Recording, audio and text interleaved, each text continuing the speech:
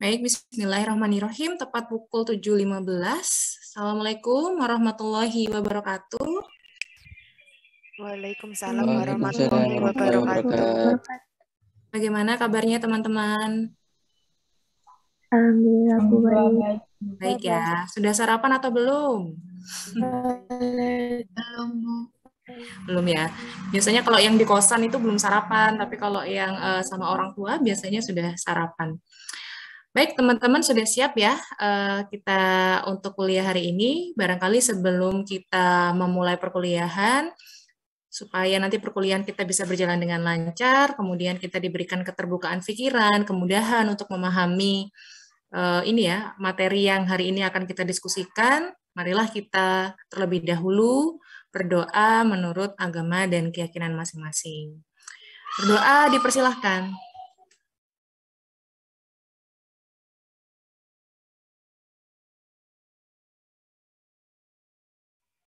Berdoa dapat diakhiri. Teman-teman sebelumnya sudah absen kah semuanya? Sudah ya. Untuk perkuliahan biasakan Anda menyempatkan untuk capture sebagai bukti ini ya, kehadiran Anda. Khawatirnya nanti di hari-hari ke depan ditemukan bahwa tidak terrecord begitu ya. Sehingga Anda punya bukti untuk kemudian mengurus pemutihan. Baik, sebelum ke materi mungkin kita perkenalan dulu ya, karena ini pertama kali sepertinya saya bertemu dengan teman-teman 2021 dalam forum perkuliahan. Sebelumnya mungkin ketemunya waktu gathering FKM ya.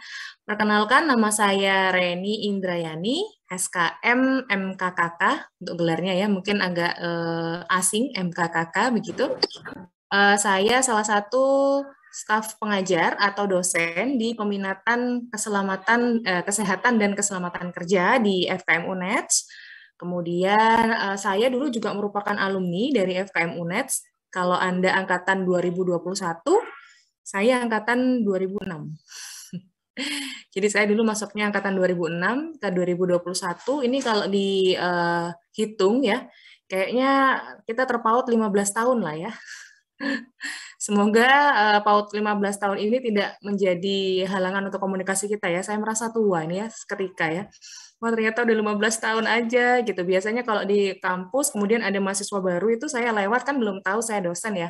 Saya dipanggil, Mbak gitu. Nanya, Mbak ini mau nanya, ini mejanya Bu Anita Dewi di mana ya? Gitu. Oh di sebelah situ deh, saya gitu aja ya.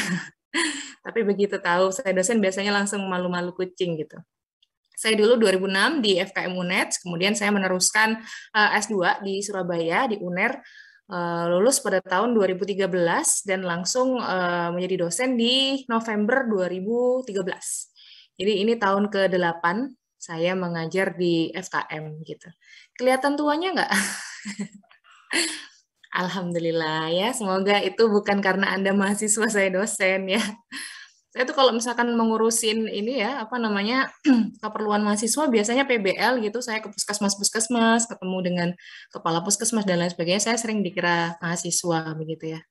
Sehingga kadang-kadang juga ya seperti itulah, apa namanya, memperlakukan seperti mahasiswa, Dek, kamu ini gitu.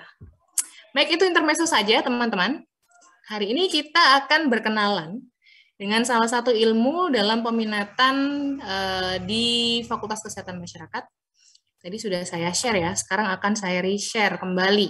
Nah ini, biasanya tuh saya kalau misalkan jadi mahasiswa dulu ya, dosen saya memutarkan PowerPoint tuh saya langsung lihat ke kiri bawah, berapa tuh slide-nya gitu ya.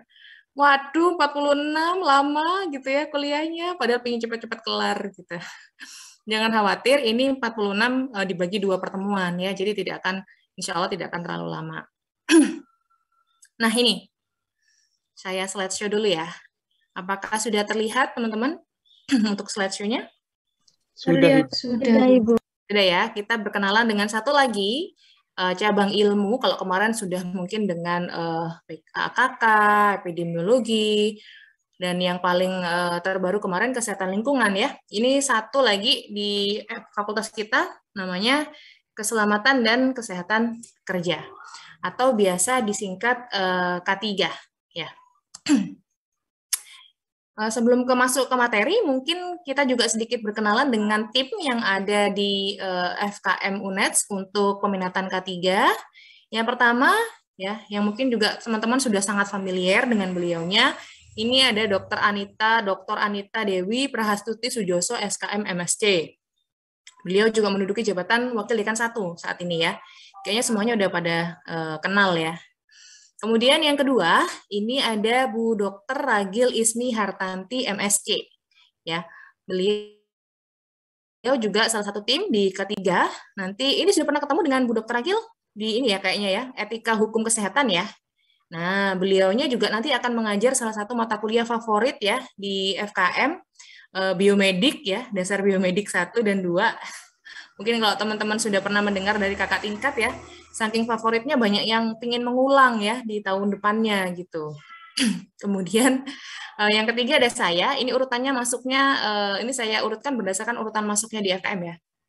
Kemudian yang ketiga ini saya, Reni Indrayani, SKM MKKK. Kemudian ada Pak Kurnia Ardiansyah Akbar, SKM MKKK. Kemudian yang terakhir bergabung dengan kami di peminatan K3 ada Bu Ana Islamia Syamila, SKEP MKKK. Nanti kayaknya ketemu dengan beliaunya di semester 3 insya Allah ya, di mata kuliah dasar K3. Oke, kami berlima tergabung dalam KRIS atau kelompok riset ya, namanya COUSAR, Center of Occupational Safety and Health Research gitu. Udah, itu dari kami berlima nih kayaknya peminatan dengan dosen paling sedikit ya, di FKM yang lainnya banyak, tuh AKK, PKIP, Kesling tuh banyak, semuanya lebih dari 7 orang ya, hanya kami yang masih berlima saja, seperti itu. Mohon maaf kalau di belakang saya ada background suara yang kurang diinginkan ya. Baik, kompetensi yang diharapkan dari perkuliahan 2 minggu ini, jadi minggu ini dan minggu depan, itu adalah yang pertama, setelah perkuliahan ini mahasiswa diharapkan mampu menjelaskan tentang satu, pengenalan dan ruang lingkup K3, kedua, tujuan dan manfaat kajian K3, ketiga, sejarah K3 baik global maupun nasional, 4, perbedaan kajian K3 dengan ilmu lainnya dalam IKM. Kemudian yang kelima adalah dasar hukum pelaksanaan K3 secara global dan nasional. Sebelum saya lanjut, suara saya bisa terdengar jelas ya di device teman-teman ya? Oke. Bisa, Ibu. Sudah jelas. Oke, terima kasih konfirmasinya ya. Kalau nggak ada yang konfirmasi, sunyi, sepi, senyap. Krik-krik. Nah, kita hari ini hanya sampai ke 2 saja, teman-teman. Jadi pengenalan dan ruang lingkup K3 serta tujuan dan manfaat kajian K3. Untuk 3 yang lainnya kita pelajari di minggu depan ya. Jadi kita pemanasan dulu lah 2 subtopik ya. Oke, yang pertama kita masuk ke pengenalan dan ruang lingkup K3. Nah, ini nanti kita akan bahasnya berdasarkan 4W1H ya. Apa, what, kemudian where, when, why, how, about occupational safety and health. Jadi, apa itu, di mana kita harus menerapkan K3, kapan, dan mengapa kita harus menerapkan K3, serta bagaimana kita menerapkan K3 ya. Nah, supaya lebih jelas. Oke, yang pertama, ini teman-teman sebelumnya sudah pernah tahu K3 belum sebelum masuk di FKM? Gitu. Pernah dengar nggak? Atau biasanya K3 itu kita lihat di proyek-proyek nih contohnya ya, ketika ada proyek konstruksi gitu yang agak besar, kemudian ada barricade berupa pagar gitu. Nah, di pagarnya itu biasanya ditempelkan himbauan K3, utamakan keselamatan dan kesehatan kerja, atau biasanya warna hijau, ya seperti ini. Nah, barangkali teman-teman ada yang pernah tahu di dekat rumahnya atau di kotanya ada konstruksi yang kemudian ada bendera seperti ini, atau pabrik ya, atau ini perusahaan. Kalau misalkan di area industri biasanya banyak gitu ya. Nggak pernah tahu Bu, saya K3, taunya saya K24. Gitu. Kalau K24 tahu ya, apotek ya. Atau K9 tuh kalau di polisi tuh ya, anjing pelacak itu biasanya kodenya adalah K9, bukan. Jadi ini K3.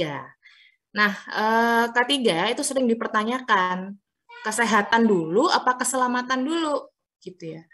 Keselamatan dan kesehatan kerja atau kesehatan dan keselamatan kerja. Karena kalau misalkan kita lihat di peminatan di FKM itu terminologinya kesehatan dulu, gitu ya. Sementara ini ditulisan kok keselamatan, Bu, mana yang lebih dulu, begitu ya.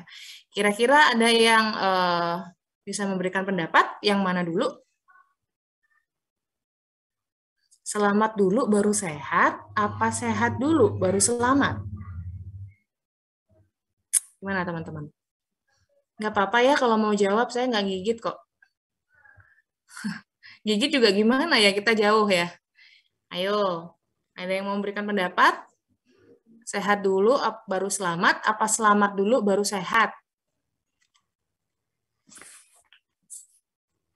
Ini mungkin karena efek belum sarapan ya. Jadi, oh ini ada Mbak Jihan. Jihan Darmaning Tias. Monggo, silakan Mbak Jihan, open mic. Saya izin menjawab, Bu.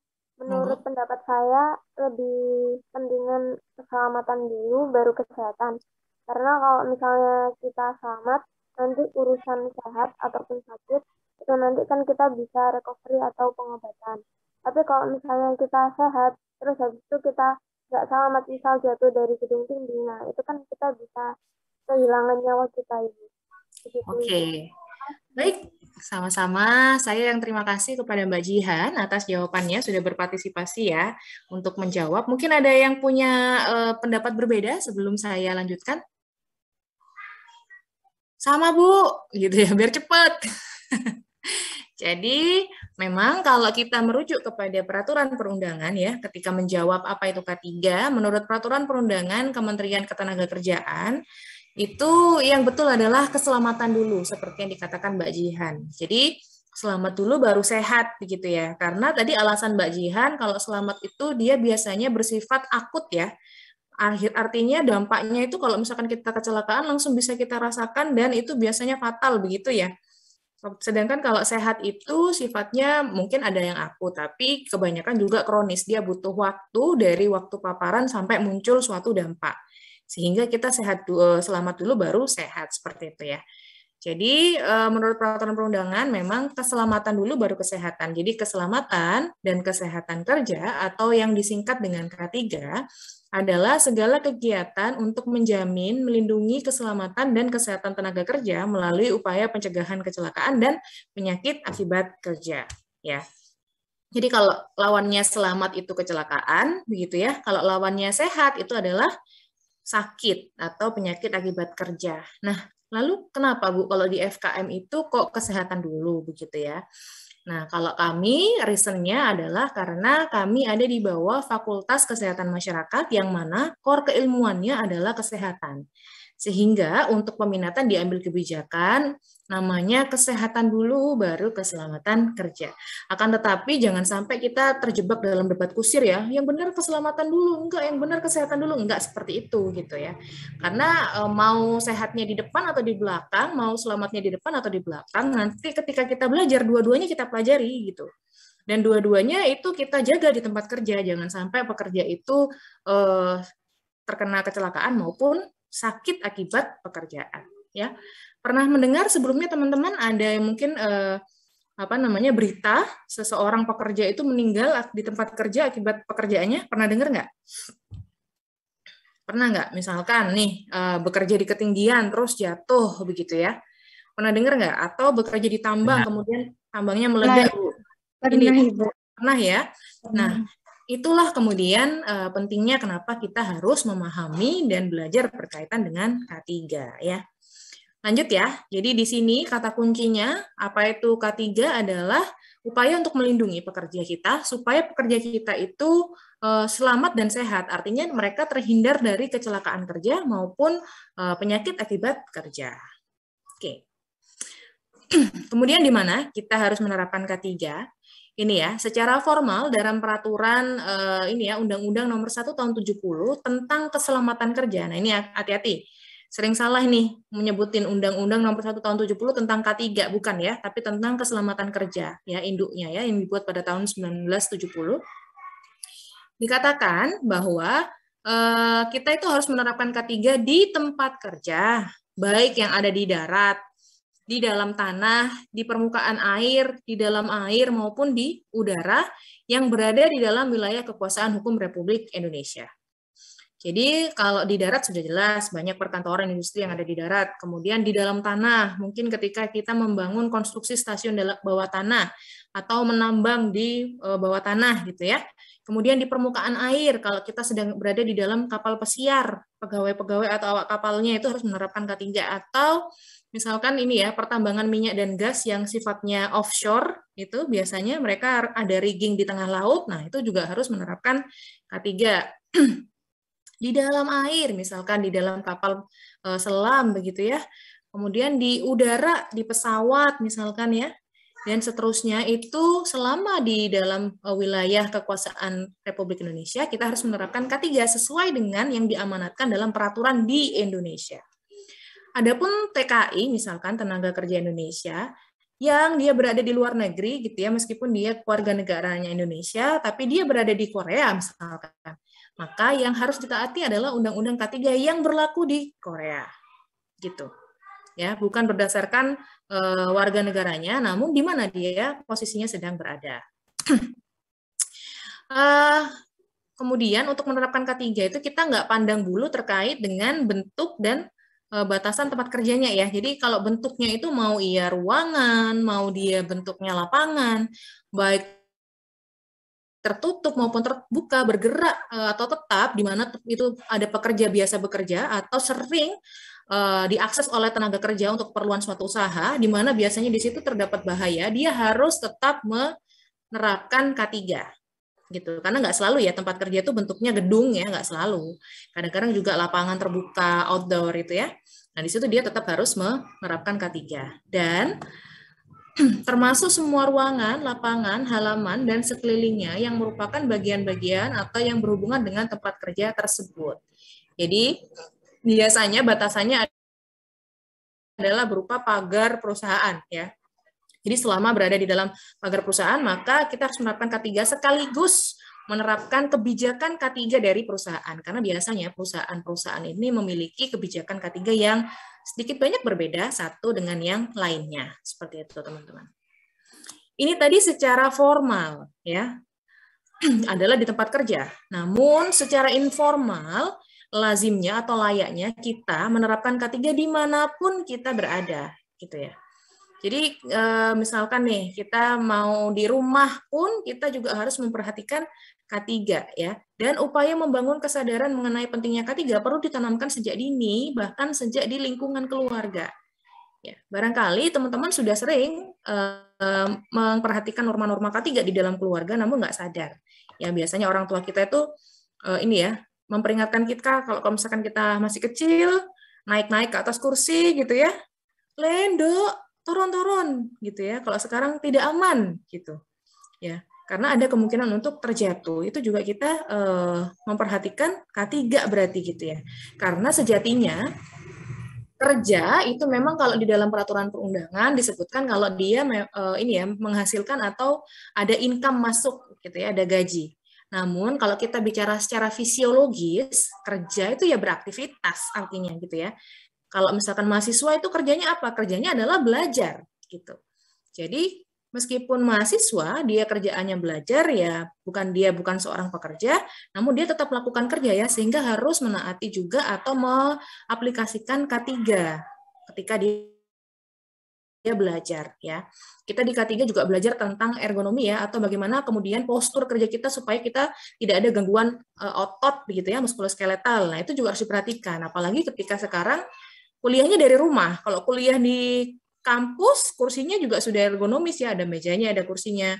Nah, kalau di rumah, kadang lesehan gitu ya, kadang duduk bersila, itu kan kaki terasa nyeri dan seterusnya gitu. Jadi secara formal dia harusnya diterapkan di tempat kerja, namun secara informal kalau kita ditanya gitu ya, di mana kita harus menerapkan K3 ya, dimanapun kita berada, begitu ya, di jalan raya, di rumah, dan seterusnya. Kapan K3 itu diterapkan? Sekali lagi ada dua jawaban ya. Kalau kita merujuk pada peraturan perundangan secara formal, maka dia diterapkannya yang pertama, dalam perjalanan menuju tempat kerja. Keluar dari rumah menuju ke tempat kerja, itu kita juga harus sudah memperhatikan keselamatan dan kesehatan. Kemudian sampai di tempat kerja sudah tentu ya. Tadi kan dijelaskan bahwa di tempat kerja harus menerapkan K3. Dan dalam perjalanan pulang dari tempat kerja. di jalan itu kita juga harus memperhatikan K3. Ini menurut Permenaker nomor 22 tahun 2021 tentang tata cara penyelenggaraan program jaminan kecelakaan kerja, jaminan kematian, dan jaminan hari tua. Disebutkan dalam Permenaker 22 2001 ini bahwa kecelakaan yang terjadi dalam perjalanan menuju tempat kerja, di tempat kerja, dan dalam perjalanan pulang dari tempat kerja itu termasuk dalam kecelakaan kerja. Gitu. Jadi kalau misalkan kecelakaan di jalan raya, ketika perjalanan menuju dan pulang dari tempat kerja, melewati jalur yang wajar, ya, dengan catatan melewati jalur yang wajar, maka itu termasuk dalam kecelakaan kerja. Karena apa? Nanti berbeda untuk kompensasinya, ya, bahwa kecelakaan kerja itu kompensasinya ditanggung oleh perusahaan.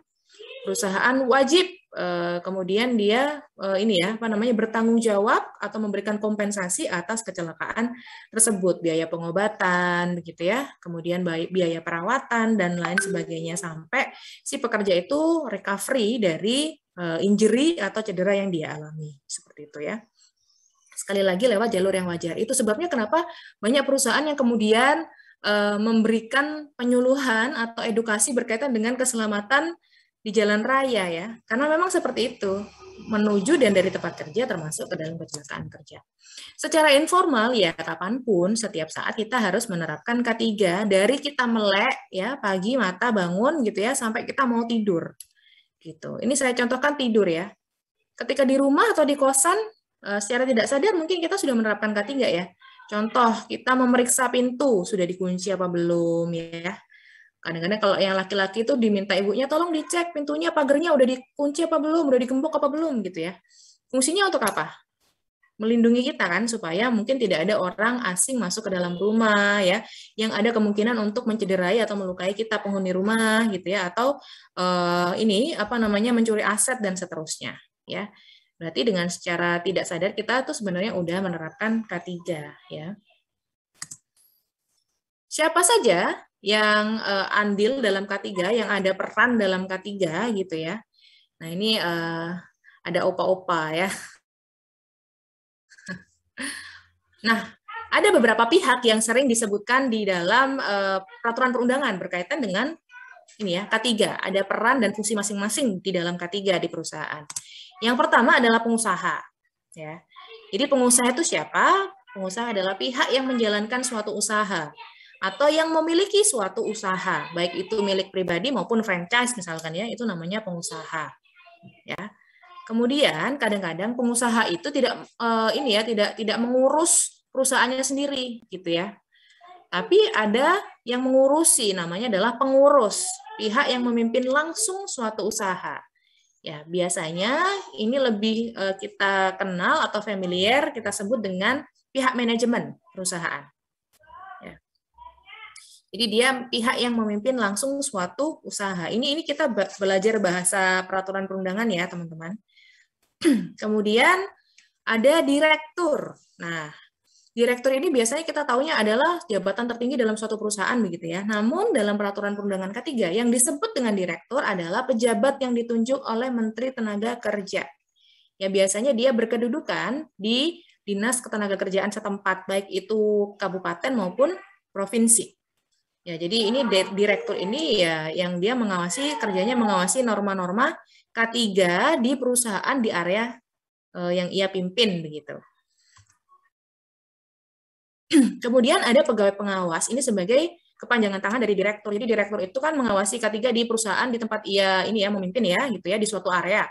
Nah, dia nggak turun sendiri tuh. Yang dari pintu ke pintu itu adalah pegawai pengawas. Di mana pegawai pengawas ini adalah aparatur sipil negara yang memiliki keahlian teknis khusus dari Dinas Tenaga Kerja, gitu ya. Kemudian itu kalau dari Dinas Tenaga Kerja yang ngawasin adalah pegawai pengawas. Kalau di dalam internal perusahaan siapa? Itu namanya ahli K3, ya. Sebagai pegawai teknis berkeahlian khusus dari luar Disnaker, gitu. Jadi dia bekerja dan diupah oleh pengusaha atau perusahaan yang mana tujuannya mengawasi dan memberlakukan norma-norma K3 ya. Biasanya ini banyak ini kalau misalkan di koran-koran atau di lowongan kerja ya di internet gitu ya dibutuhkan staff safety gitu ya. Nah, salah satu kompetensinya, salah satu persyaratannya adalah memiliki sertifikat ahli K3. Nah, seperti itu biasanya. Kemudian ada yang namanya pekerja ya otomatis. Jadi pekerja ini adalah pelaksana pekerjaan atau penerima upah yang wajib dilindungi K3-nya. Jadi K3 ini merupakan hak dari pekerja. Kemudian yang dilindungi ternyata bukan hanya pekerja, namun ada orang lain yang berada di tempat kerja. Kok bisa ada orang lain, Bu, yang berada di tempat kerja? Jadi kadang-kadang di perusahaan itu, teman-teman pernah ya mendengar istilah outsourcing ya, atau pihak ketiga. Jadi kadang-kadang perusahaan itu yang bekerja di tempat kerjanya bukan pekerja tetapnya, melainkan dia ambil atau bekerja sama dari pihak ketiga yang menyediakan jasa ini tertentu. Contohnya misalkan OB ya. Misalkan ada suatu kantor ada OB-nya. Kadang-kadang OB-nya ini tidak bukan karyawan tetap dari kantor tersebut, tapi dari CV apa gitu ya yang di-hire untuk bekerja di tempat kita. Nah, itu juga harus dilindungi di tempat kerja. Termasuk misalkan jika mahasiswa magang di suatu perusahaan X misalkan, maka perusahaan X itu juga harus melindungi keselamatan dan kesehatan dari si mahasiswa ini yang magang gitu ya, karena dia berada di tempat kerja. Itu sebabnya kenapa kalau misalkan masuk di suatu perusahaan tertentu kadang-kadang kita harus punya izin khusus ya. Karena itu tadi, selama di dalam kita juga diurusin asuransinya, kita juga harus diurusin K3-nya dan seterusnya. Goodbye, opa-opa gitu ya. Kita berlanjut slide-nya. Nah, ini siapa? Lagi ya, masih ya, yang kemudian andil dalam K3. Kalau di dalam peraturan perundangan tadi ada 7 peran ya, yang sering disebut ya.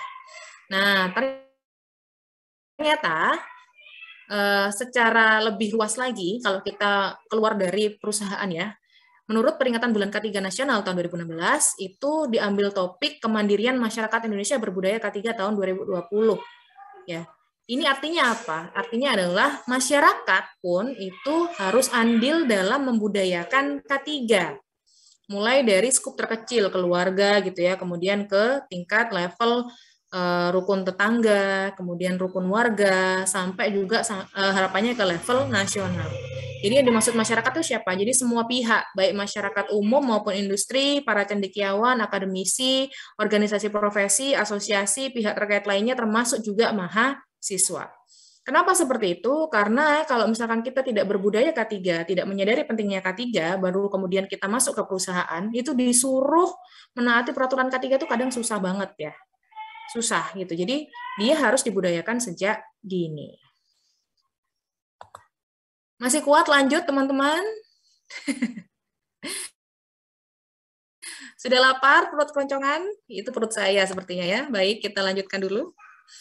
Why? Mengapa lantas kita perlu menerapkan K3? Setidaknya ada 3 alasan. Yang pertama adalah motif kemanusiaan. Di mana dengan menerapkan K3, berarti suatu perusahaan ini ada upaya untuk melindungi tenaga kerja dari penyakit, dari kecelakaan kerja, bahkan kematian akibat kerja. Gitu. Jadi ini adalah motif kemanusiaan yang harus kita nomor satukan ya. Kenapa kemudian kita harus menerapkan K3 gitu. Jadi jangan sampai pekerja-pekerja kita itu sakit, celaka, apalagi sampai meninggal dunia. Gitu ya. Karena nyawa manusia ini tidak bisa dinilai dengan uang ya. Di belakangnya masih banyak keluarga yang mungkin menunggu di rumah ya. Kalau misalkan dia sebagai tulang punggung keluarga kemudian meninggal akibat kecelakaan kerja, bagaimana kemudian siapa yang memenuhi kebutuhan anak-anaknya, istrinya dan seterusnya ya. Itu buntutnya bisa sangat panjang ya. Bisa jadi keluarganya jadi terpuruk gitu ya. Setelah meninggalnya si tadi tulang punggung keluarga. Yang kedua, ada motif ekonomi setelah motif kemanusiaan gitu ya, bahwa dengan menerapkan K3, suatu perusahaan ini bisa lebih produktif, keuntungannya meningkat, image perusahaannya juga bagus di mata konsumen. Kok bisa produktif? Iya, karena sumber daya manusia atau pekerja itu dipandang sebagai salah satu faktor produksi yang sangat penting atau krusial di tempat kerja kita. Gitu. Jadi dengan karyawan yang sehat, dengan karyawan yang semangat, otomatis harapannya pekerjaannya bisa dilakukan dengan baik, sehingga produktivitas perusahaan juga akan meningkat. Kalau produktivitasnya tinggi, barang dan jasa yang dihasilkan itu banyak, kualitasnya bagus, gitu ya, pelayanannya, maka otomatis ini akan menaikkan keuntungan perusahaan. Kalau perusahaannya itu ini ya, apa namanya, produktif, barang jasanya berkualitas, keuntungannya besar ya, maka otomatis dia juga akan mendapatkan image yang bagus di mata ini konsumen. Mohon maaf sebentar ya teman-teman, saya mau mengkondisikan belakang saya ini supaya tidak berisik ya.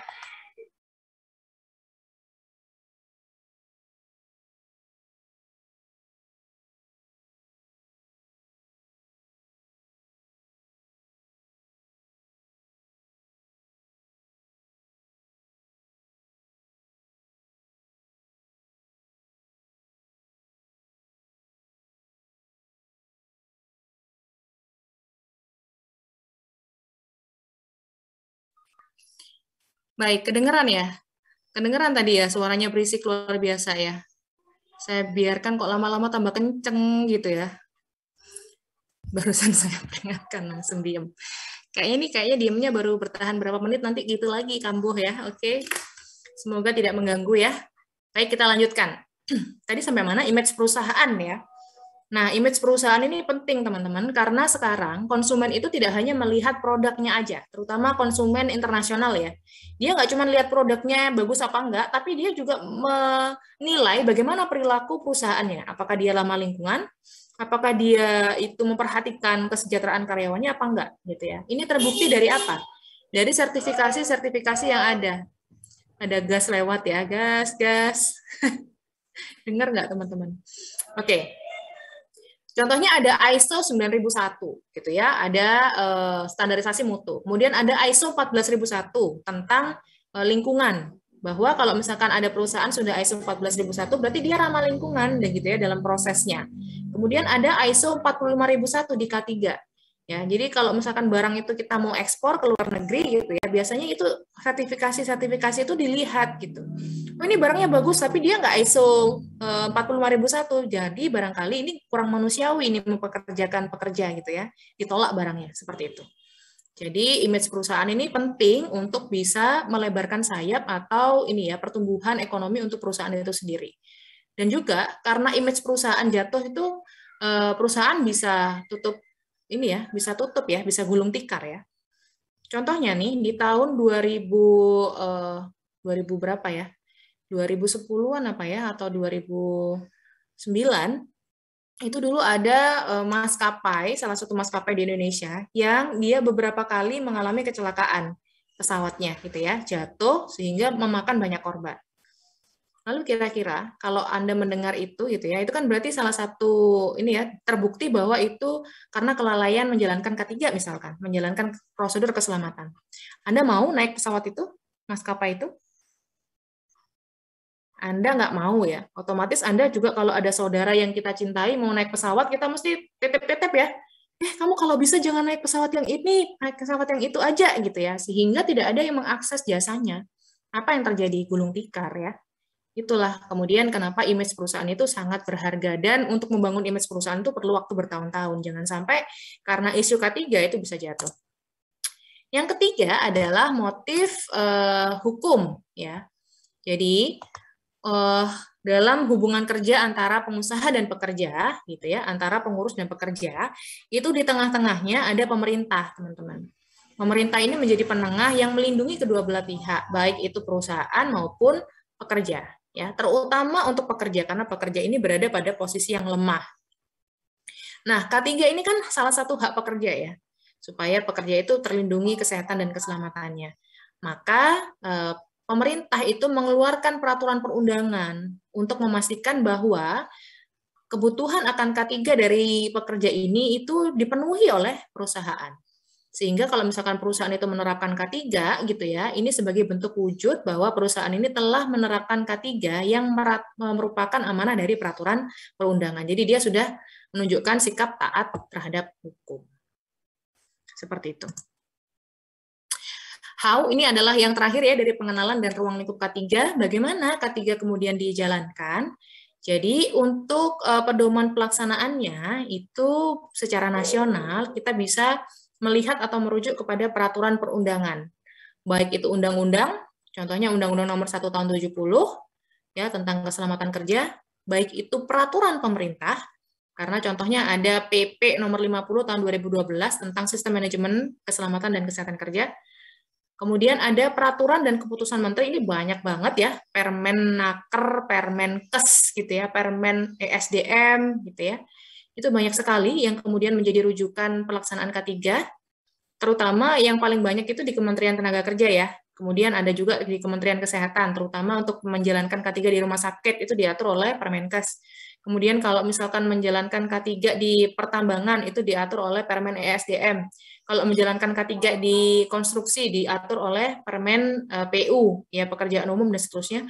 Kemudian juga standar nasional Indonesia. Ini banyak sekali. Contohnya misalkan di alat pelindung diri, ya. Kalau teman-teman punya helm di rumah, helm untuk naik sepeda motor, ya, itu ada yang berlabel SNI. Ya, itu berarti sudah terstandar bagaimana bahannya, bagaimana konstruksinya, sehingga kalau misalkan terjadi kecelakaan bisa melindungi penggunanya seperti itu. Secara internasional ada standar sistem manajemen K3, juga ada peraturan ILO, International Labour Organization, ya. Kemudian ada OHSAS 18001, ini tentang sistem manajemen K3 yang lama. Yang baru, yang terbaru adalah ISO 45001. Jadi kalau ada perusahaan sudah ada bendera ISO 45001, artinya dia sudah terstandar terkait dengan sistem manajemen K3-nya. Ya, bisa dikatakan K3 di dalam perusahaan itu bagus gitu ya, dia sudah established. Baik, teman-teman. Sampai di sini mungkin ada pertanyaan atau mau lanjut dulu? Monggo silakan kalau ada yang punya unek-unek. Ya, ada Febrian Alfi Anggita, raise hand. Monggo silakan di ini. Oh, ini Mas ya, Mas Febrian. Oke. Mas Febrian bisa menyampaikan pertanyaannya mungkin? Baik, terima kasih atas kesempatannya, Ibu. Untuk K3 sendiri itu apakah wajib diterapkan di setiap perusahaan? Misal di perusahaan yang terpencil seperti di pegunungan yang jarang orang tahu itu apakah juga perlu diterapkan, Ibu? Baik.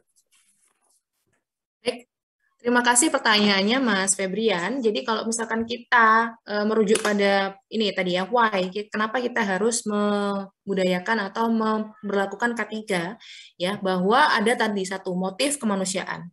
Ya, sehingga dimanapun dan kapanpun kita berada, mestinya kita melaksanakan K3. Nah, sekarang bagaimana kalau pertanyaannya secara formal gitu ya? Apakah mereka wajib kemudian menerapkan K3? Kalau kita merujuk pada Undang-Undang Nomor 1 Tahun 70, di situ tidak ada batasan dia terpencil atau tidak, gitu ya, skupnya kecil atau besar, tidak ada batasan. Artinya, meskipun dia terpencil begitu Mas, selama berada di wilayah kekuasaan Indonesia, dia wajib kemudian melaksanakan K3. Akan tetapi, ya, untuk pengawasan pelaksanaan K3 di perusahaan itu secara umum dibagi menjadi dua.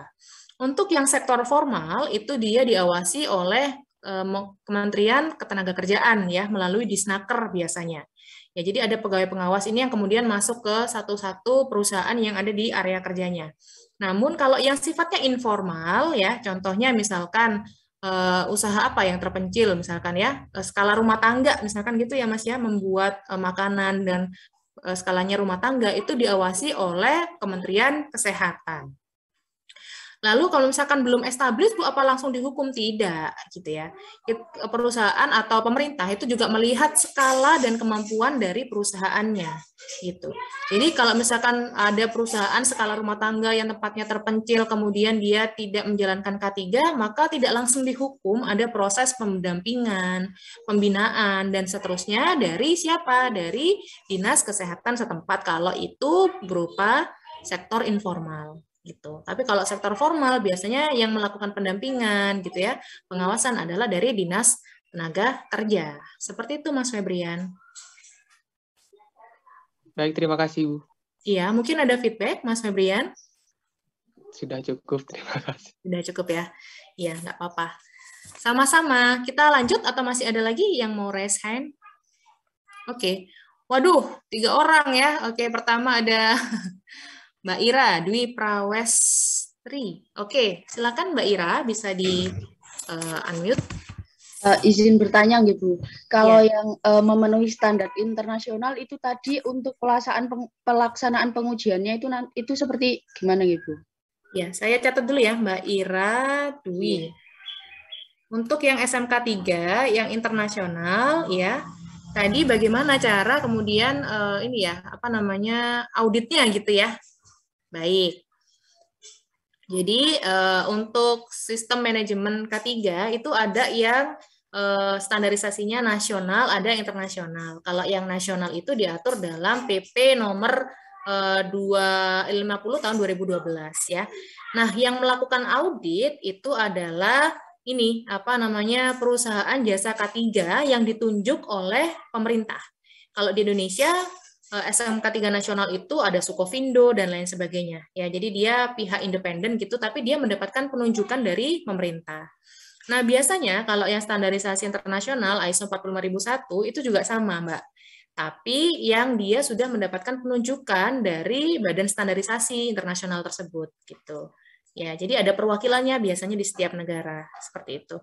Dan kalau di sini di Indonesia, kalau ketika teman-teman itu sudah punya perusahaan ya, mengurus mengurus SMK 3 di audit gitu ya, kemudian lulus SMK 3 nasional ya, maka kalau dulu sebelumnya ISO ada OSAS 18001, otomatis juga akan mendapatkan sertifikasi dari OSAS 18001. Tapi kalau mau ngurus OSAS 18001 belum tentu dapat yang nasional begitu. Kenapa? Karena poin-poin dalam standarisasi SMK 3 nasional itu lebih banyak gitu daripada OSAS 18001. Kalau yang ISO ini saya kurang tahu, sepertinya sendiri-sendiri ya. Nanti saya akan cari tahu lebih lanjut. Begitu, Mbak Ira? Ada feedback mungkin? Berarti kalau yang dulu sebelum ISO itu, kalau sudah melewati uji nasional, berarti otomatis udah internasional gitu. Iya, betul. Karena poin-poin di Indonesia itu lebih rigid kalau yang dulu ya, dibandingkan dengan OSAS. Seperti itu, Mbak. Oke, Ibu. Terima kasih. Sama-sama. Lanjut, mungkin ke Mbak Farah Khairun. Ibu, mohon izin untuk bertanya, Ibu. Jadi di lingkungan rumah saya itu terdapat pabrik kayu, pabrik triplek seperti itu. Nah, kan di dalam pabrik itu juga cukup beresiko karena juga untuk mengopen kayu seperti itu. Namun masih belum terdapat K3. Kemudian juga dari Dipnaker sendiri itu juga sering mengunjungi pabrik tersebut, namun sampai saat ini juga masih belum terdapat perubahan, belum terdapat K3-nya juga. Nah, itu bagaimana nggak, Ibu? Terima kasih. Oke, terima kasih Mbak Farah Khairun atas pertanyaannya. Jadi di sekitar rumahnya Mbak Farah ini ada perusahaan pabrik triplek begitu ya. Perusahaan kayu ini memang betul resikonya banyak sekali. Ada resiko kebisingan ya, itu terhadap pendengaran kita. Kemudian ada debu ya. Kemudian ada alat potong yang bisa ada resiko tersayat, terpotong dan seterusnya. Sehingga ini merupakan termasuk yang resikonya besar gitu ya, untuk kemudian perlu diterapkan K3. Nah, begini, kadang-kadang upaya itu terhambatnya apa? Karena tenaga pengawas di Dinas Tenaga Kerja itu terbatas, Mbak. Contohnya aja di Jember ya, dulu dengan luas wilayah yang sangat luas ya, kabupaten, kecamatannya sangat banyak, perusahaannya juga sangat banyak, itu tenaga pengawasnya cuma satu orang begitu. Sehingga barangkali dalam upaya untuk membina, mendampingi dan lain sebagainya itu ya terkendala. Ya. Jadi tadi kalau pertanyaannya Mbak Farah harusnya bagaimana, itu sama dengan pertanyaannya Mas Febrian. Jadi ada upaya pendampingan ya, ada upaya pembinaan terhadap perusahaan tersebut secara intens untuk kemudian dia bisa menerapkan K3. Namun kadang-kadang itu tadi Mbak Farah ada kendala-kendalanya. Lalu apa yang bisa dilakukan? Yang bisa dilakukan ini pertama ya, kalau di situ ada perusahaan yang besar di dekatnya begitu ya, yang kemudian dia sudah memberlakukan sistem manajemen K3, itu bisa dirangkul. Jadi kalau suatu perusahaan itu sudah dia menerapkan SMK 3, established ya di dalam perusahaannya, dia memiliki kewajiban atau tanggung jawab untuk membudayakan K3 di sekitar perusahaan. Gitu. Jadi dia juga harus merangkul masyarakat sekitar, perusahaan-perusahaan kecil yang ada di sekitarnya untuk juga memberlakukan K3, memberikan pendampingan seperti itu. Kalau misalkan tidak ada, ya mungkin menunggu dari pihak Disnaker atau sebagai masyarakat ya, kita yang punya kesadaran K3 lebih gitu ya, atau mungkin akademisi seperti saya, nah itu juga berkewajiban sebenarnya untuk memberlakukan K3. Saya pernah melakukan pengabdian masyarakat di salah satu pabrik kayu, tapi ini pabrik pemotongan kayu ya. Di situ saya analisis, saya petakan bahayanya. Ternyata bahaya kebisingannya luar biasa. Kebisingan itu batasnya maksimal 85 desibel. Di tempat saya penelitian itu bisa sampai 100 desibel ketika di dekat mesin ya. Jadi di situ kemudian saya karena didanai dari UNED, saya memberikan alat pelindung diri, menghibahkan alat pelindung diri berupa earplug begitu ya untuk melindungi pendengaran pekerja. Jadi seperti itu Mbak Farah yang bisa saya berikan. Jadi mungkin ini memang kewajiban dari Dinas Kesehatan atau Dinas tenaga kerjaan setempat, namun itu mungkin ada kendala dari jumlah ya dan seterusnya. Solusi lain bisa dari masyarakat turun tangan, akademisi misalkan, atau dari perusahaan lain yang lebih besar, yang sudah lebih established K3-nya, untuk kemudian mengajak perusahaan tersebut memberlakukan K3. Seperti itu, Mbak Farah. Baik, Ibu. Terima kasih. Ada feedback mungkin? Sudah, Ibu. Sudah ya? Oke, itu salah satu kelemahan yang ada di negara kita ya. Barangkali ke depannya kita bisa lebih aktif untuk memberikan solusi ya, termasuk mahasiswa ya. Ada kegiatan pengabdian masyarakat dan lain sebagainya ya. Kemudian ke Mas Muhammad Alif Indra, mungkin kita dua lagi ya, Mas Alif sama Mbak Ananda, nanti kita kemudian lanjut ya. Di belakang nanti ada sesi diskusi. Oke, Mas Alif, monggo. Baik Bu, terima kasih atas kesempatannya. Saya izin bertanya mengenai tentang penerapan K3 kapan saja begitu ya Bu. Tadi kan menurut Permenaker nomor 22, bahwa apabila pekerja dalam perjalanan menuju atau pulang melewati jalur yang wajar mengalami kecelakaan itu kan ditanggung oleh perusahaan begitu ya Bu. Betul. Terus untuk mencegah adanya kecelakaan ini Bu, untuk meminimalisir ya, ini tuh harus dilakukan oleh siapa? Pihak apa? Pihak dari perusahaannya atau pihak dari pihak yang bersangkutan dalam perjalanan ini atau seperti apa Bu? Seperti itu. Terima kasih. Ya, kembali kasih Mas Alif. Jadi terima kasih pertanyaannya, pertanyaan yang bagus ya. Jadi tanggung jawab siapa? Yang pertama adalah perusahaan. Ya, jadi perusahaan itu harus kemudian dia melakukan upaya-upaya supaya pekerja ini selamat dari di dalam perjalanan menuju dan pulang kerja. Contohnya ya, saya pernah mengunjungi atau saya pernah dulu residensi waktu S2 ya di salah satu perusahaan migas di Indonesia yang mana dia berada dalam wilayah Maspion gitu ya. Ada beberapa wilayah kan Maspion tuh Maspion 1, Maspion 2 yang di dalamnya tuh area industri gitu ya. Nah, di situ pertama dari pihak perusahaannya itu sendiri gitu ya, itu ada peraturan ketika masuk ke pagar perusahaan itu diperiksa kelengkapan keselamatan ketika dia berkendara. Mulai dari SIM gitu ya, STNK, kemudian APD berupa helm itu semuanya diperiksa.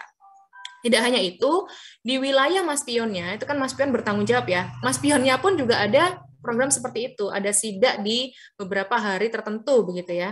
Di mana kalau misalkan tidak ditemukan adanya ketidakpatuhan terhadap peraturan berlalu lintas, maka dilaporkan kepada perusahaan yang bersangkutan sehingga diberikan sanksi oleh perusahaan. Kemudian yang kedua, tidak hanya perusahaan, namun juga pihak berwenang. Dalam hal ini adalah kepolisian yang bertanggung jawab terhadap keselamatan pengendara saat berlalu lintas, begitu ya. Sehingga baiknya seperti apa? Sudah banyak contohnya program-program perusahaan itu yang menggandeng pihak kepolisian, Mas, dalam mengedukasi dari pekerja, gitu ya. Jadi ada kolaborasi, ada sinergi, gitu. Nggak hanya YouTube ya sekarang yang kolaps, tapi juga perusahaan dengan pihak kepolisian. Seperti itu, Mas, ya. Kayak gitu, Mas Alif. Ada feedback? Baik Bu, terima kasih sudah jelas banget. Sudah jelas ya? Oke, jadi kalau dari kita ada di pihak perusahaan, kita harus kreatif ya. Karena promosi kesehatan, termasuk juga promosi K3 di tempat kerja ini merupakan ilmu dan seni gitu. Jadi kita harus cari cara gimana caranya supaya pekerja ini perilakunya berubah menjadi baik, termasuk keselamatan berkendara ketika menuju dan pulang dari tempat kerja. Oke, terakhir mungkin dari Mbak Ananda, sebelum kita lanjut. Baik Bu, terima kasih atas kesempatannya. Ya. Pertanyaan saya hampir mirip sama punya Mbak Farah tadi. Jadi di sekitar rumah saya ada pabrik bahan bangunan, tapi di dalamnya itu tidak ada K3-nya. Nah, apakah ada sanksi pidana untuk perusahaan-perusahaan yang tidak menyediakan alat keselamatan kerja gitu ya Bu? Terima kasih.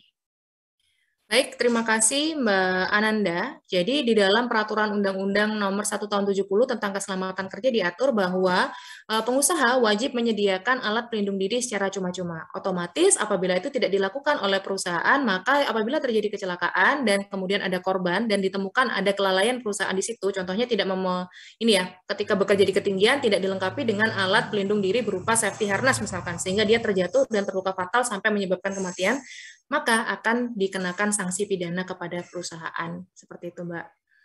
Yang agak susah adalah apabila perusahaannya tidak tercatat atau dia perusahaan sektor informal, ya.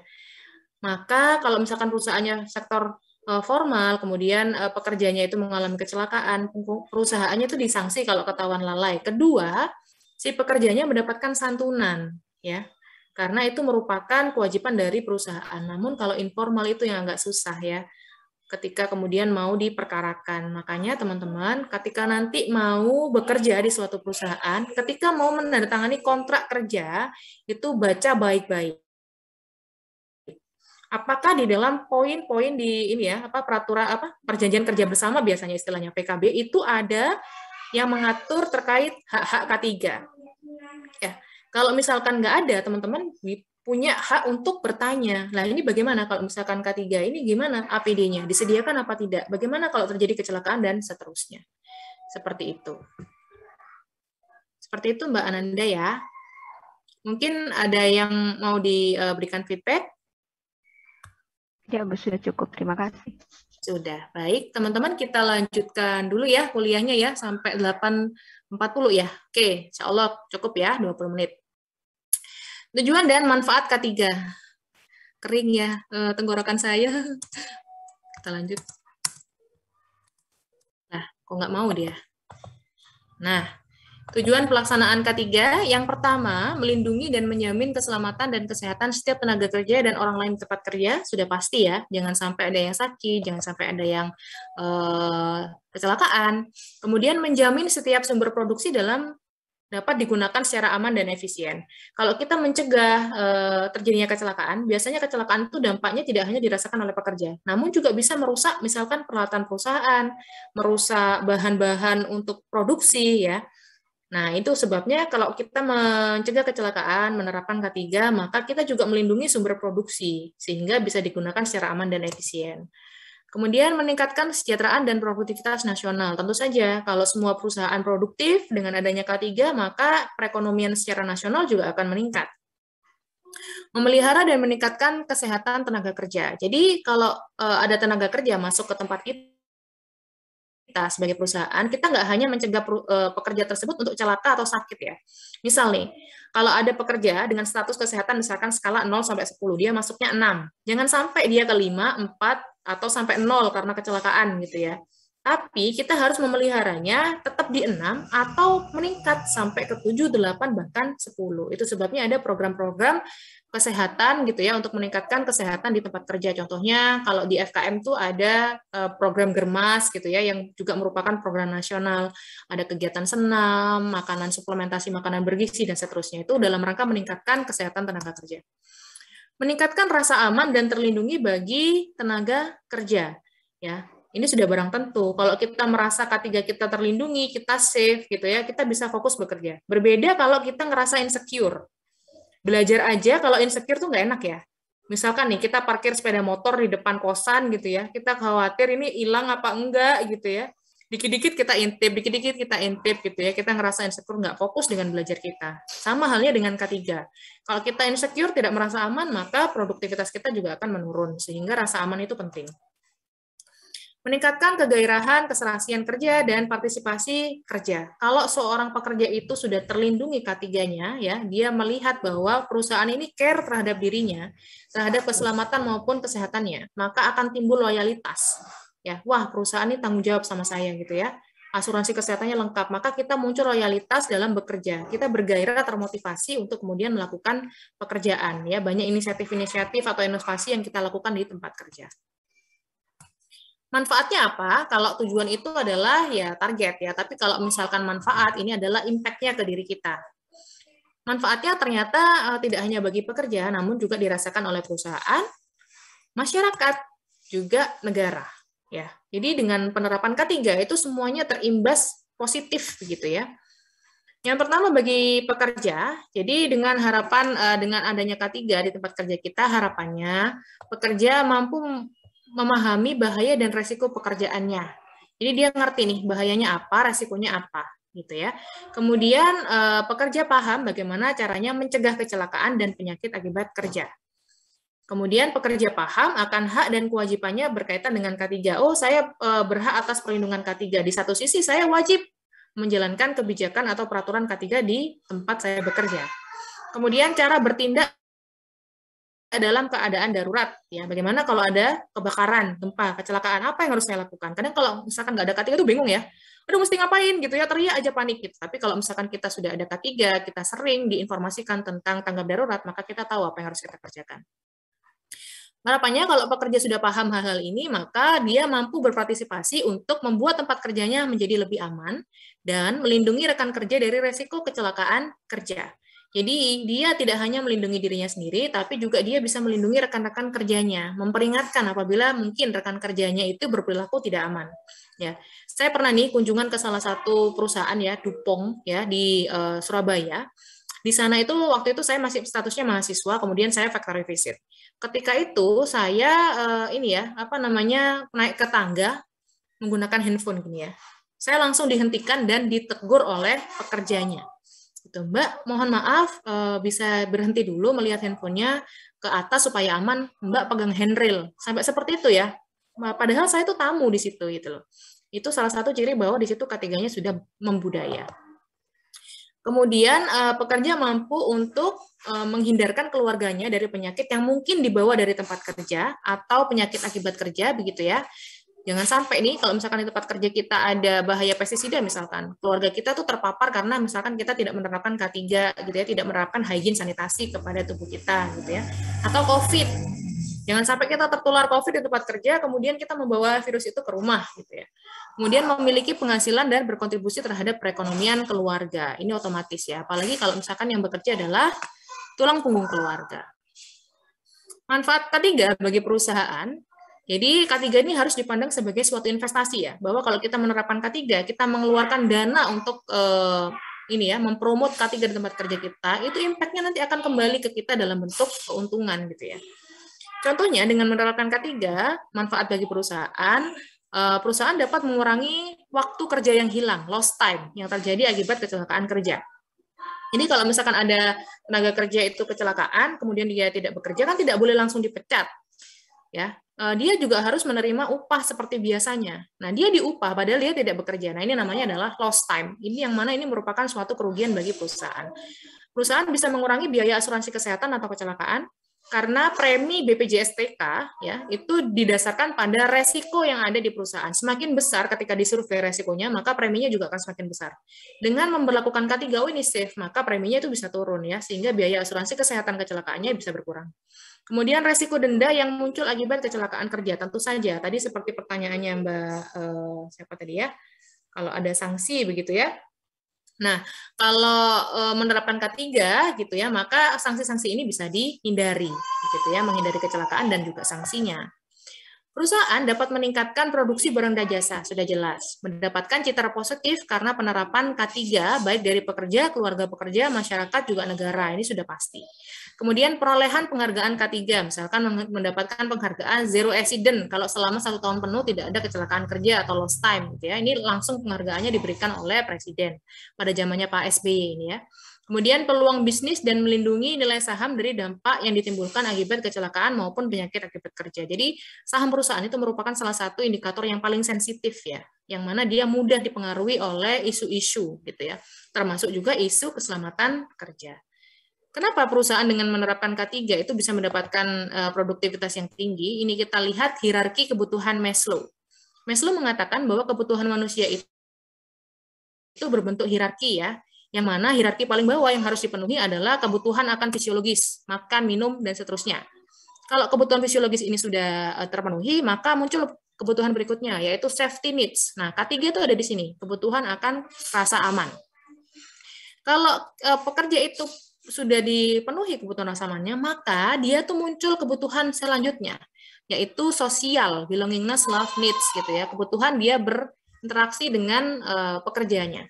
Jadi misalkan kalau ada pekerja dia teamwork-nya nggak bagus, bisa jadi karena kebutuhan safety dan physiological itu tidak terpenuhi gitu. Kemudian ada kebutuhan ini ya, esteem needs, kebutuhan untuk berprestasi ya. Kemudian kebutuhan untuk diakui di tempat kerjanya. Jadi kalau misalkan kita memberikan K3 yang bagus gitu ya, maka dia ada kebutuhan nih, muncul kebutuhan untuk bekerja sama dengan baik, kemudian bisa berprestasi dan seterusnya. Sehingga dampaknya akan dirasakan oleh perusahaan.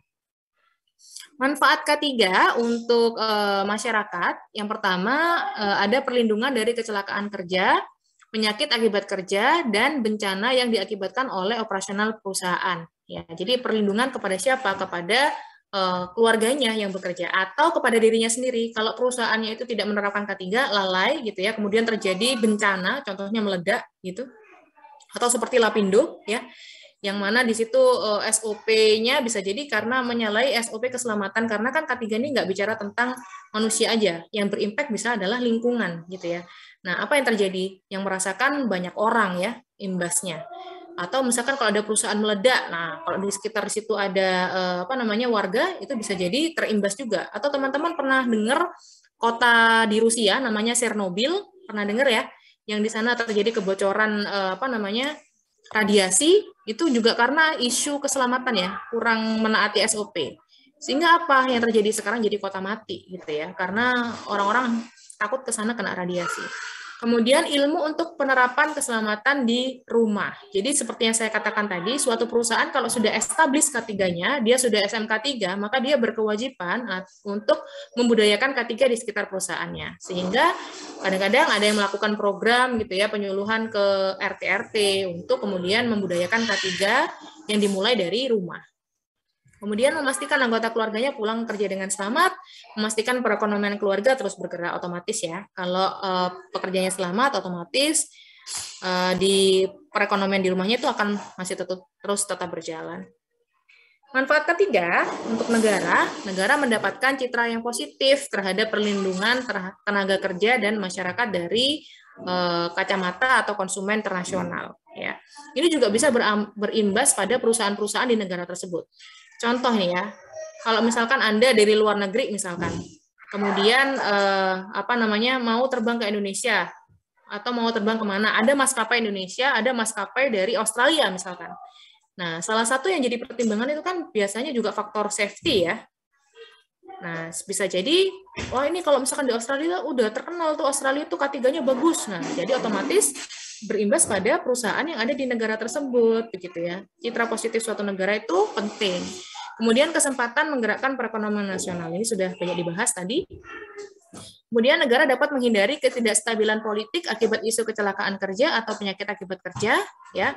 Kita tahu bahwa di Indonesia itu para buruh itu punya ini ya, serikat sendiri ya, dan kuat ya. Sehingga apabila ada negara itu tidak memperhatikan K3, ini bisa jadi isu nasional nih untuk para buruh berdemonstrasi misalkan seperti itu ya, sehingga menimbulkan ketidakstabilan politik. Kemudian biaya yang ditimbulkan dari penanganan bencana industri juga dapat terhindari. Contohnya misalkan seperti Lapindo itu ya, yang diangkat menjadi yang tadinya merupakan kesalahan dari ini perusahaan, tapi menjadi bencana nasional sehingga juga menyerap anggaran dari negara kita seperti itu. Nah ini tadi saya katakan bahwa K3 ini seni juga ya. Jadi di tempat kerja tuh kita harus punya cara gitu untuk menarik clickbait supaya pekerja itu menerapkan K3. Contohnya poligami kita bisa selamat dunia dan akhirat. Mau apa itu poligami gitu kan, terutama pekerja yang perempuan tuh langsung baca ya. Ternyata ini adalah himbauan K3. Pastikan berdoa sebelum memulai pekerjaan, observasi area kerja sebelum bekerja, lakukan pekerjaan sesuai prosedur dan seterusnya. Ada lagi nih, pelakor. Ya, jangan karena pelakor ayah meninggalkan bunda ya, padahal pelakor di sini adalah penyebab lahirnya korban. Atau perilaku yang kurang aman atau kondisi yang kurang aman gitu ya. Gunakan APD dan patuhi aturan K3 ya. Jadi ingat Bapak-bapak atau calon Bapak-bapak, hindari pelakor dimanapun Anda berada gitu ya. Termasuk di tempat kerja. Oke. Kemudian ini tadi yang ditanyakan oleh Mas Alif ya. Bagaimana kalau misalkan di jalan? Nah, ini juga ya ada himbauan di jalan lalu lintas gitu ya, bahwa kita harus selalu memperhatikan K3 juga di lalu lintas. Jatuh di aspal tidak seindah jatuh cinta, ya. Gak enak ya jatuh di aspal itu ya. Ya kadang jatuh cinta juga sakit juga sih, kadang-kadang gitu ya. Tapi juga banyak enaknya gitu ya. Saya sudah lupa ya bagaimana rasanya kasmaran ya. Anda ini kayaknya yang masih muda-muda ya. Hati-hati jatuh di aspal tidak seindah jatuh cinta ya. Bersatu, keselamatan nomor 1 ya. Nah, seperti itu logonya. Jangan kecelakaan di sini, rumah sakitnya jauh ya. Nah, ini jadi kita pikir-pikir kalau mau berperilaku tidak aman gitu ya. Wah, jangan-jangan nggak ketolong karena rumah sakitnya jauh gitu ya. Sehingga kita terpaksa memberlakukan K3 ya. Mungkin teman-teman banyak juga himbauan-himbauan K3 di sekitar rumahnya yang pernah dilihat ya. Nah, itu salah satu cara kita untuk membudayakan K3 ya. Kadang-kadang orang Indonesia tuh ditakut-takutin hal begini ya, baru nyantol ya. Oh iya ya, baru mikir, ya rumah sakitnya jauh ya, kita patuhi ya untuk peraturan lalu lintas seperti itu. Karena kesadaran terhadap K3-nya mungkin relatif kurang. Kalau di luar negeri, safety first ya benar-benar safety first gitu ya. Kalau di Indonesia safety first, apa ini menarik first gitu ya. Wah, menarik first aja lah. Contohnya udah pakai wax ya, bagus rambutnya. Mau ke kampus pakai helm ya, rusak rambutnya ya. Wah, daripada rusak tidak menarik perhatian, saya lebih baik nggak pakai helm aja gitu ya. Sehingga safety second, bukan lagi safety first seperti itu. Baik, sejarah K3 seperti janji saya tadi untuk minggu depan ya. Nah, sudah selesai. Mari kita bernafas bersama-sama. Atau saya ya. Teman-teman, apakah masih ada pertanyaan berkaitan dengan penjelasan saya terkait dengan tujuan dan manfaat K3? Wow, aktif sekali. Baik. 2 penanya, 3, 5. Ya Allah.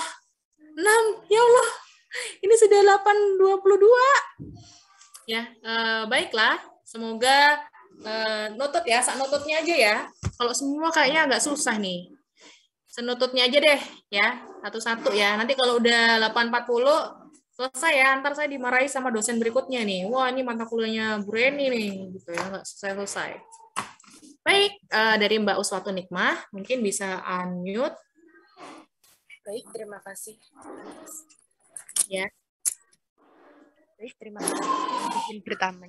Izin bertanya, jika di dalam tujuan dan manfaat K3 itu di suatu perusahaan tidak berdampak besar untuk mencegah kecelakaan pada tenaga kerja, nah itu gimana ya Bu cara untuk mengatasinya? Apakah peraturannya yang dirubah atau gimana? Kalau dirubah itu yang merubah negara yang ikut mengawasi atau petugas yang bertugas Bu? Terima kasih. Baik, terima kasih Mbak Uswatu Nikmah. Jadi layaknya semua kebijakan, tidak hanya kebijakan di bidang K3, itu ada evaluasi secara berkala. Ya. Nah, jadi kalau di K3 harusnya juga demikian. Jadi kalau misalkan kita sudah memberlakukan suatu peraturan K3, kemudian ternyata ini belum cukup bisa ya menurunkan angka accident yang ada di perusahaan kita harus mengevaluasi apa yang salah. Apakah programnya? Apakah pengawasnya? Atau apa gitu. Bisa jadi programnya sudah bagus seperti peraturan di negara kita itu sudah relatif lengkap dan bagus ya. Akan tetapi masih lemah di pengawasan misalkan. Otomatis nanti kita perbaiki untuk pengawasannya begitu. Jadi kalau kita bicara dalam skop di perusahaan, maka ini tanggung jawab dari perusahaan tersebut Mbak Uswatun gitu. Ya, bisa jadi juga dikonsultasikan kalau pas ada pegawai pengawas datang ke tempat kita, sehingga pegawai pengawas mungkin yang lebih banyak melihat perusahaan ya, sehingga lebih banyak pengalaman bisa memberikan saran dan masukan untuk perbaikan program yang ada di perusahaan kita. Seperti itu Mbak Uswatu Nikmah, mungkin ada feedback? Berarti negara itu tetap mengawasi berjalannya peraturan yang pada suatu perusahaan tersebut ya Bu?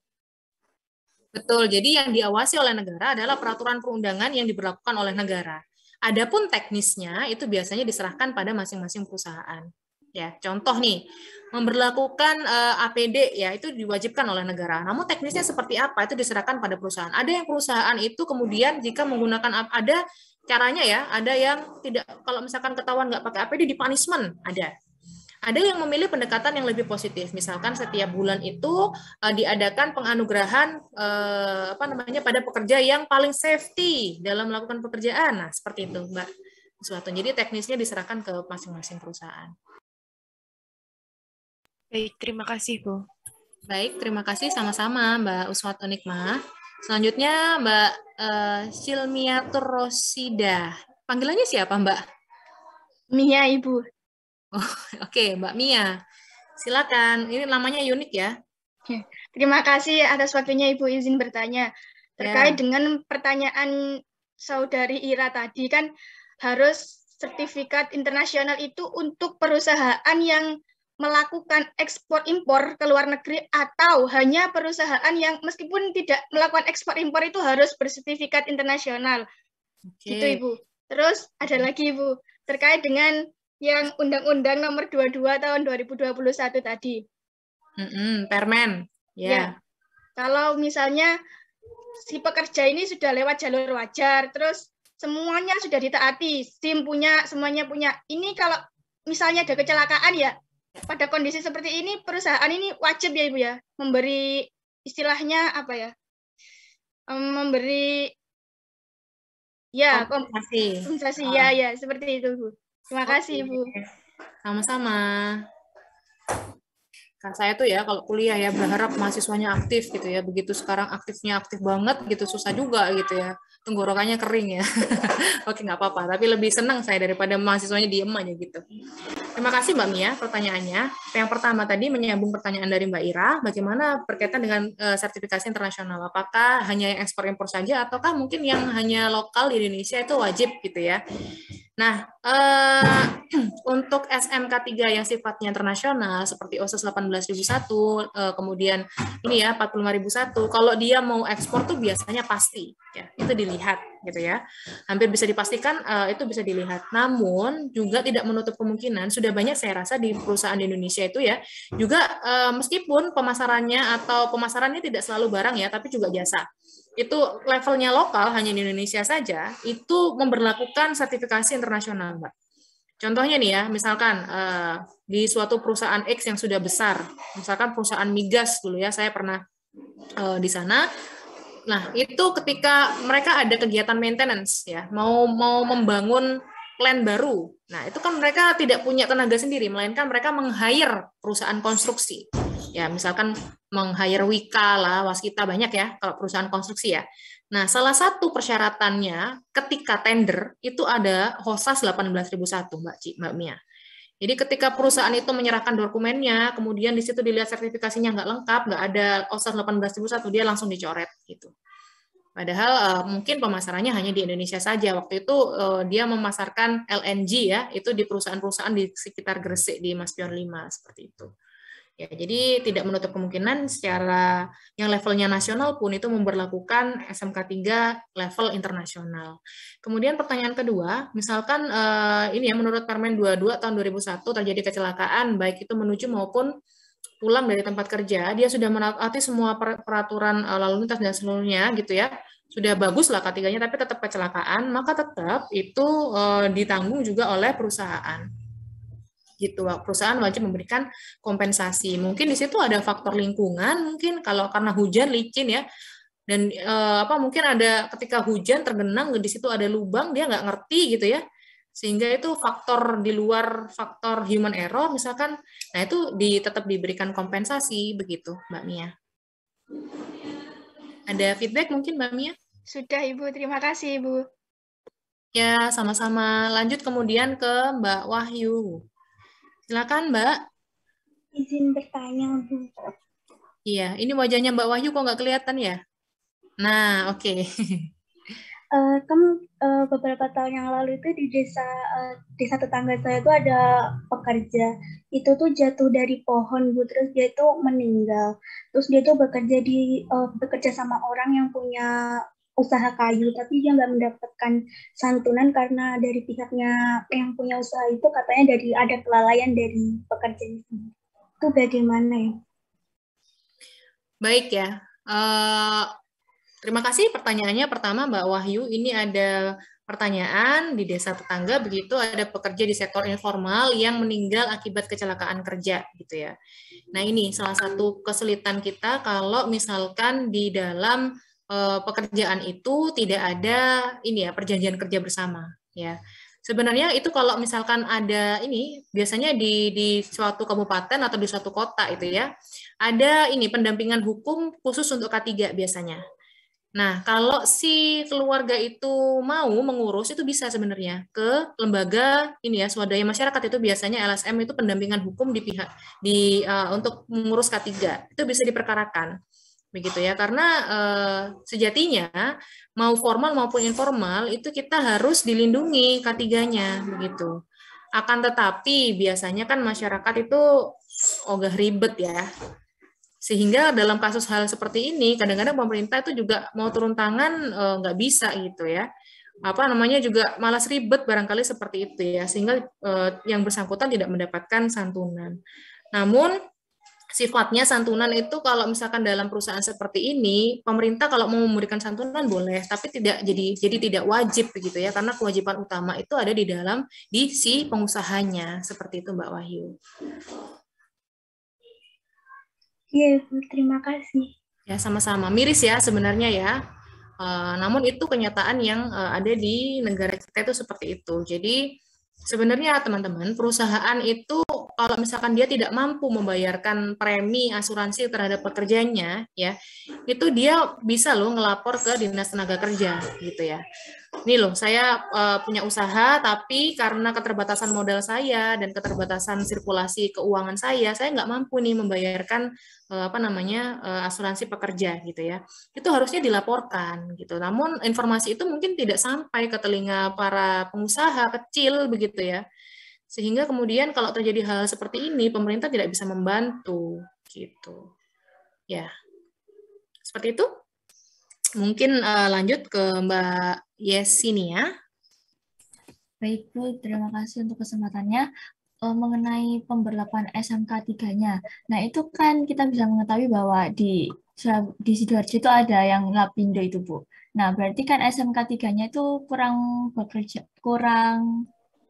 mengalami peningkatan atau termasuk rendah gitu ya pemberlakuannya. Nah, itu untuk peningkatan skill SMK 3-nya itu gimana ya, Bu? Untuk agar kedepannya bagi perusahaan-perusahaan lain itu tidak terjadi lagi. Terima kasih, Bu. Sama-sama.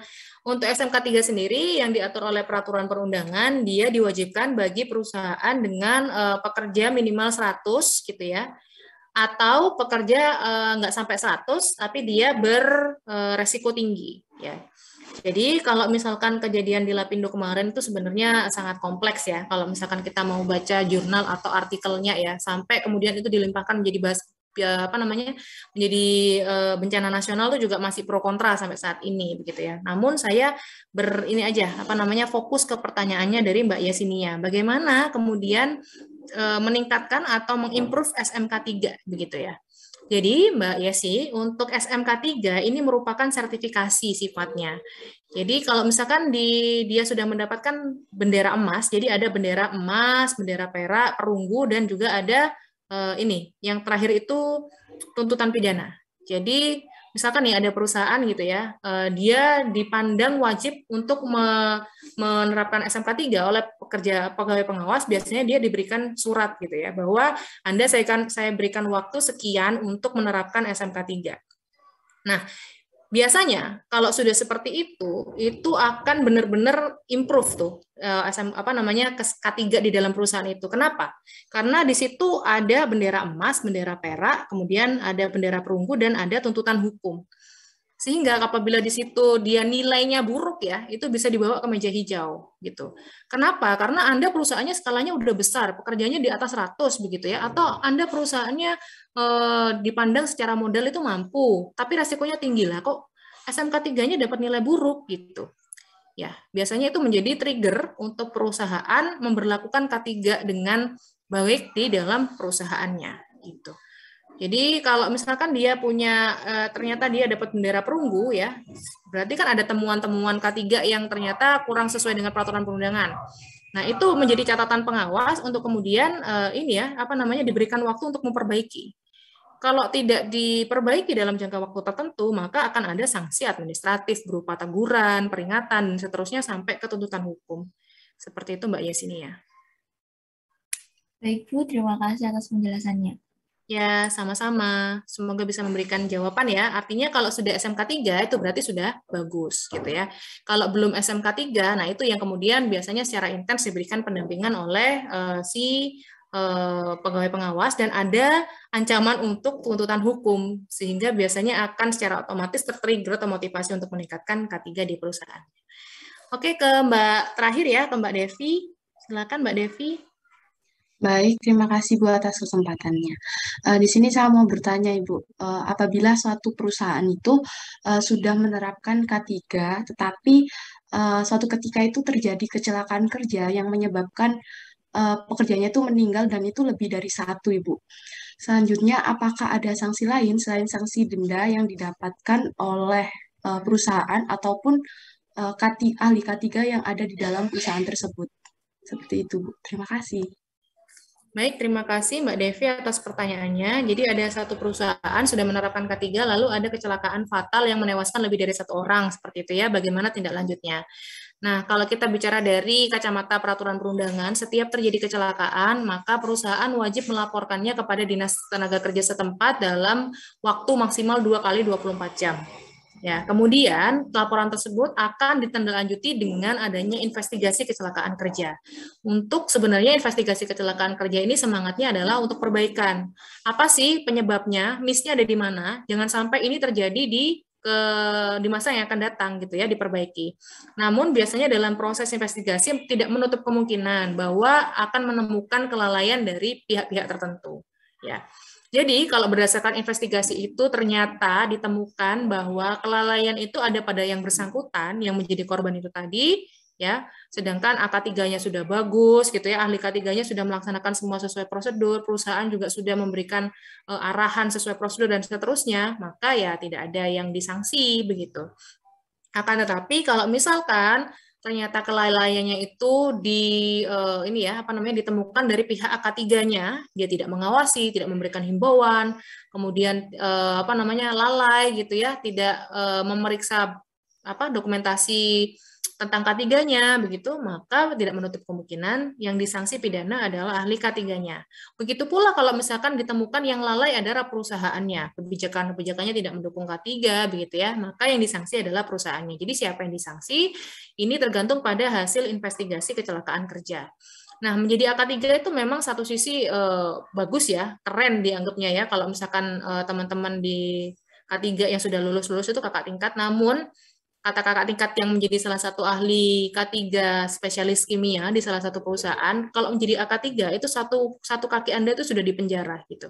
Jadi kita tuh semacam berdiri di antara dua sisi gitu ya. Karena apa? Karena lalai itu bisa membuat Anda disanksi pidana begitu. Jadi apa yang bisa menyelamatkan? Lantas nggak perlu takut gitu ya. Yang bisa menyelamatkan kita adalah taat terhadap peraturan perundangan dan SOP yang berlaku dalam perusahaan. Ya, K3 itu emang ribet teman-teman. Tapi lebih baik kita ribet di depan daripada kita ribet di belakang. Karena apa? Kalau ada investigasi itu kita pasti dilihat tuh kelengkapan dokumennya, SOP-nya ya. Ketika kita sudah bersedia ribet-ribet di depan, semuanya sudah lengkap di depan begitu ya. Nah, itu yang akan menyelamatkan kita jika terjadi hal-hal yang tidak diinginkan seperti itu. Ya, jadi itu. Sanksi lainnya mungkin bukan berupa sanksi pidana ya, tapi bisa jadi sanksi moral dari warga sekitar misalkan, atau dari masyarakat ya. Wah itu kemarin ada yang meninggal, nggak tanggung jawab perusahaannya gitu ya, jangan beli produknya, jangan beli jasanya, seperti itu. Sehingga dampaknya berimbas pada image atau citra perusahaan yang menjadi menurun di mata masyarakat. Nah ini juga dampaknya besar sebenarnya bagi perekonomian atau keuntungan perusahaan. Seperti itu Mbak Devi, mungkin ada feedback? Tidak ada Bu, baik terima kasih Bu. Ya.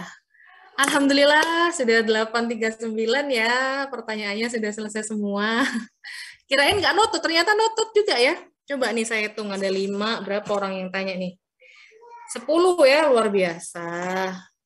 Ini kayaknya ngalahkan kelas kemarin, saya kira kelas kemarin tuh udah banyak 7 orang, ini 10 ya. Wow, aktif-aktif ya angkatan 2021 ya. Semoga ini pertanda bagus bahwa Anda semuanya paham gitu ya, atau paling enggak ada motivasi untuk memahami materi yang saya bawakan begitu ya, dan moga-moga bermanfaat untuk Anda ke depannya. Suara saya habis ya, masih bisa dengar?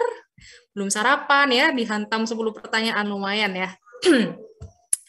Baik teman-teman, kalau sudah nggak ada pertanyaan ya, harapan saya sudah nggak ada karena waktunya 8.40 ya. Kita ketemu lagi di minggu depan. Jangan lupa screenshot ya bahwa Anda hadir di perkuliahan hari ini dan terrecord begitu. Kurang lebihnya saya mohon maaf ya. Saya akhiri. Burung hantu, burung berkuku. Wassalamualaikum warahmatullahi wabarakatuh. Waalaikumsalam warahmatullahi wabarakatuh. Terima banyak, kasih banyak, Bu. Sama. Lumayan lah ya pantunnya untuk orang yang belum sarapan ya dan sudah ngajar satu kelas ya. Baik, saya akhiri ya. Nanti, oh ya, untuk materinya, nanti akan saya attach ke MMP Anda semuanya. Kalau semuanya udah selesai ya, materinya ya. Nanti akan saya attach, bisa Anda periksa kalau ngajar saya udah selesai gitu, 2 pertemuan. Biasanya saya attach 2, 1 PPT, satunya juga video pembelajaran yang sudah saya record ya. Baik, saya izin mengakhiri ya. Selamat meneruskan hari Anda, semoga sehat selalu.